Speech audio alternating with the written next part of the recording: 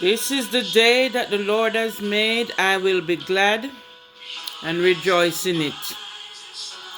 I did not go to church today, but church came to me. And I'm giving God thanks that He built a church inside of me, that if ever I'm feeling low in spirit or I don't feel like I want to carry on, His Spirit steer me back to the right direction. Glory to the Lamb of God. I woke up this morning to the awful news of last night's stabbings on a London train bound for Cambridgeshire. Apparently 10 people were hospitalized while 2 are facing life-threatening conditions. What a calamity, man. Imagine you're on a train sitting, going about your business, and people come on there just start stabbing people.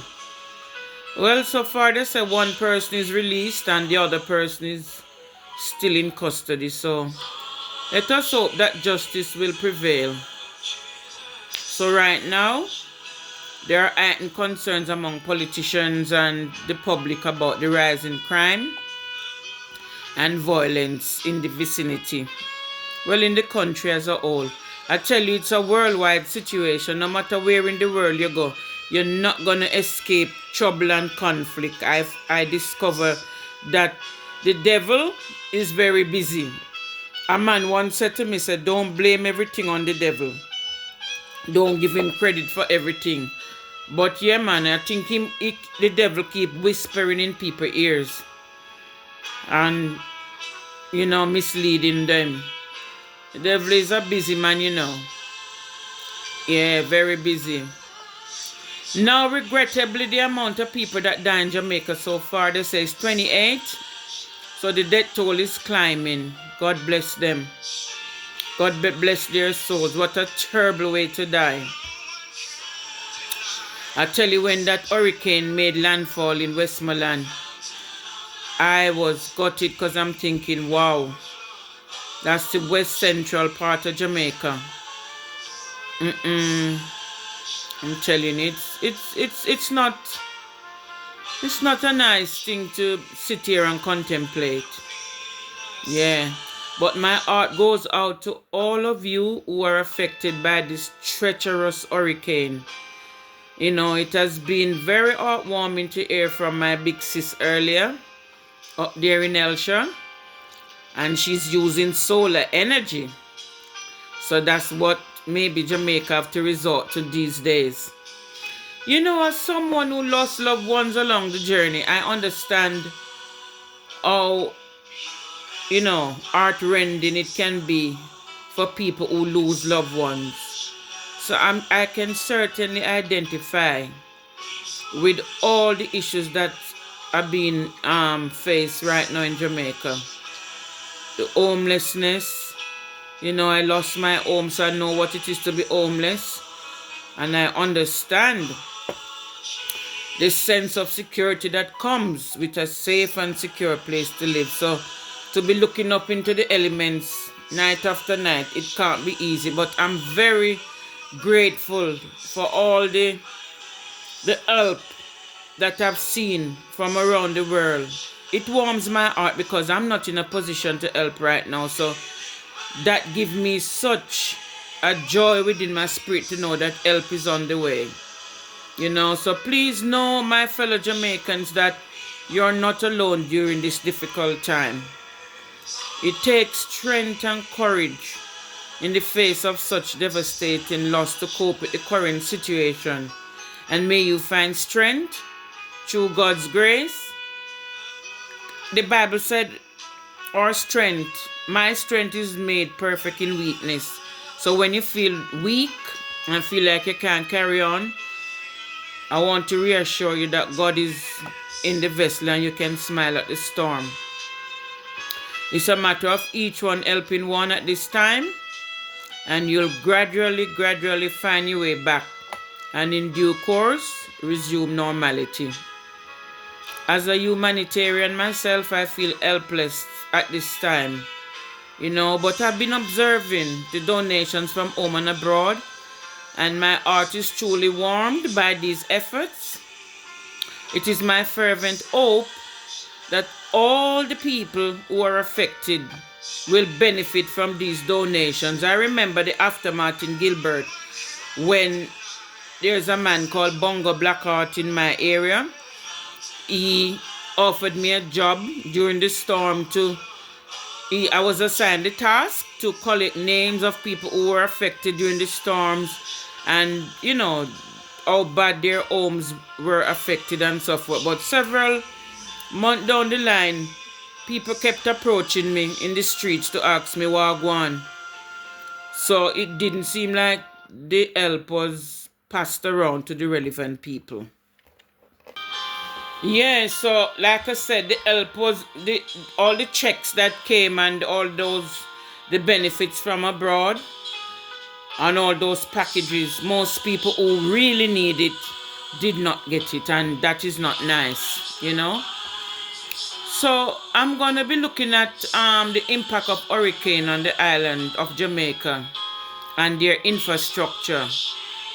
I'm gonna be also examine like the pitfalls and how to better prepare for future hurricanes, and I extend sincere gratitude for the humanitarian work and all the governmental initiatives in the aftermath of this Hurricane Melissa. In part 2, I'm going to explore Jamaica's position on the world stage, an overview of smart city that the government is introducing, and how the initiative align with Jamaica's broader goals of economic growth, sustainable development, and innovation. I'm going to really take a look at that. Since the storm came in, I'm so interested in what's really happening and going on in Jamaica. And it's important also to look at steering patterns, how they affect hurricanes, and how meteorologists utilize a combination of tools to forecast storm paths. This is very important. How they track steering winds and how climate change alter patterns that affect hurricane behavior and risk. So like I said, this is just part 1 of what I'm trying to look at. It's natural, historical information is not always accurate, but I'm going to draw from different sources, governmental sources, to see what is happening. So at this point in time, I'm just going to express my sincere, heartfelt thanks and appreciation to all the people who are reaching out to Jamaica at this time. Gratitude, respect, ultimate from my heart. Being a man, he brought hope to St. Elizabeth after the storm and delivering much needed supplies and offering words of comfort to patients and medical staff impacted by the hurricane. Shaggy delivered life-saving aid to Jamaica as well. He brought his team, and I can see on Facebook the amount of things that he brought. The Sean Paul Foundation, Food for the Poor across Jamaica. Grace Hamilton Foundation, DJ Spice. She provided her email address, gracehamiltonfoundation@gmail.com. She said her aim is to go into these communities and rebuild. So that is awesome. Now Rihanna, the singer, she launched Energy Relief Mission for Jamaica after the hurricane and pledged $5 million. I don't know if it's Jamaican dollars or US, but she pledged that through the Clara Lionel Foundation to rebuild homes and hospitals across the island. So volunteers are rolling up from all over the island to come. I saw some at the Normal Manley International Airport recently, and loads of them. There's also a charity called Pecos. He's an artist, I think. He provided his telephone number 07376095090. Again, 07376095090. Now, I overheard a man really upset saying that Anova seemed to be the most forgotten parish right now. and I really hope that they get there in time, because everybody need help at this time. We can't just pick, choose, and refuse people at this time. Now, Marvin, a popular social media presence, is upset because individuals were in Mountain View drinking beer and having jerk chicken. He wants everybody to jump up and rally to the cause. You understand? And there's a man called Marcus Smart. He's a boxer, I think, from the Machines Club. He donated 10 million to rebuild homes, restore hope, and remind the world that true greatness isn't measuring in rings, but in the arts that you heal. And that is so true. This really touched me deeply. So I noticed that the Prime Minister visited Westmoreland, which is rightly so, because Westmoreland got the full blunt of the hurricane. That's where the landfall came first. And another donation came from angelsproduction@gmail.com. Get in touch. So we are looking at ways in which we could prevent this hurricane. So I'm just gonna take a break at this point, and I'll be back with you. However, it is important to mention Trinidad and Tobago, yeah? They sent several loaded containers bound for Kingston. The relief shipment included essential non-perishable food items, bottled water, medical and hygiene kits, baby supplies, mattresses, generators, cots, blankets and power tools to support ongoing energy effort. That is amazing. Now, the Prime Minister of Trinidad explained that as soon as she heard the hurricane warning, she convened an interministerial emergency response team to ensure a swift and coordinated national effort. That's amazing. So the team included several ministers and agencies supported by the Trinidad and Tobago Defense Force. She placed emphasis on their long-standing tradition of helping regional neighbors. You know, they're all a part of the CARICOM. She said that's a gesture rooted not in duty, but in compassion and solidarity. As some of you know, CARICOM stands for the Caribbean Community, a regional organization of countries in the Caribbean aimed at promoting economic integration, cooperation, and development among its member states. It was established in 1973 with the signing of the Treaty of the I can't even pronounce that word, Chaguaramas. The aim is to enhance economic growth, coordinate foreign policy, promote regional stability, and support social development among Caribbean nations. That's amazing. So Trinidad is doing its due duty. Very good. Now there are 15 member states, including Jamaica, Trinidad and Tobago, Barbados, amongst others.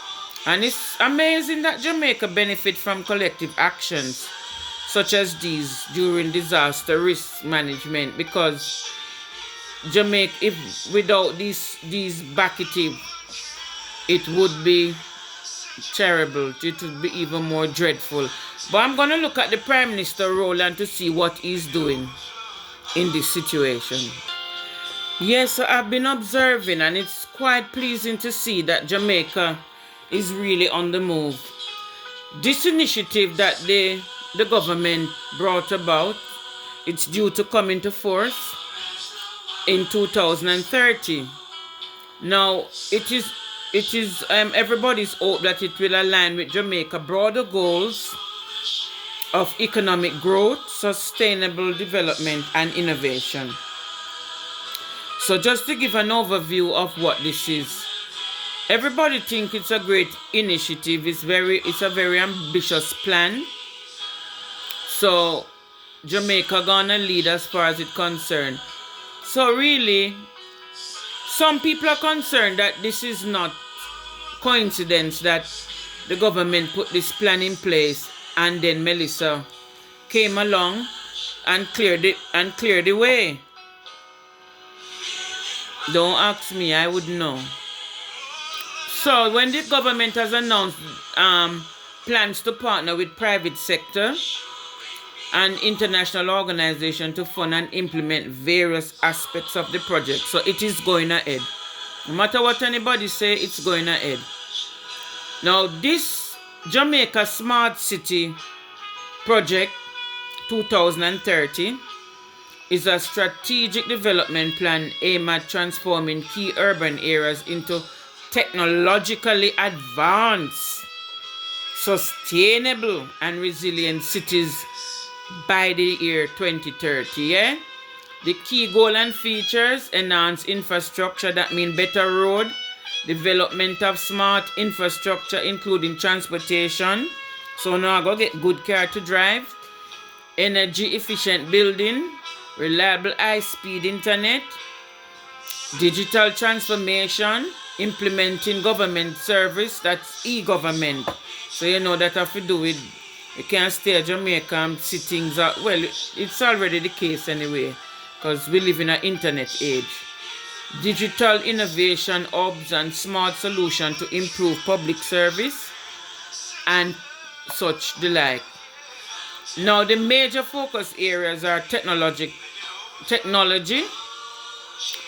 use of AI and data analytics to make cities more efficient. Hey, Jamaica gonna lead. Sustainable urban planning focuses on reducing congestion, pollution, and increasing green space. That sounds awesome. Amazing. So I want to have a look at what was put in place before Melissa and how the government dealt with it. Now there's something called catastrophe bonds, yeah? And these are financial instruments that provide rapid funding to help countries recover quickly after a disaster like Melissa. These are triggered automatically once predefined conditions like wind speed are met, ensuring a quick aid. But the thing about these bonds are typically issued before the disaster season, and they are structured to provide funds immediately if a predefined event occurs. Now, according to the website that I visited, there was a payout recent catastrophe bond for Jamaica named Jamaica Catastrophe Risk Insurance Program. Yeah, it was issued 2022 to 23. That was when it was issued, and it covered hurricane events impacting Jamaica with parametric triggers based on specific wind speed threshold and geographic zone. So them get the payout according to this. Now, because there was an immediate payout if hurricane forces exceed divine wind speed, we know that if Jamaica had an active cat bond during Melissa, the country would have received a quick, predictable funds to support relief effort, so potentially reducing hospitalization delays, infrastructure damage, or economic disruption. So in part 2, I'm going to tell you more about these cat bonds, and I'm going to briefly mention Trinidad's role in helping the economy as well. Alright? So keep watching this space.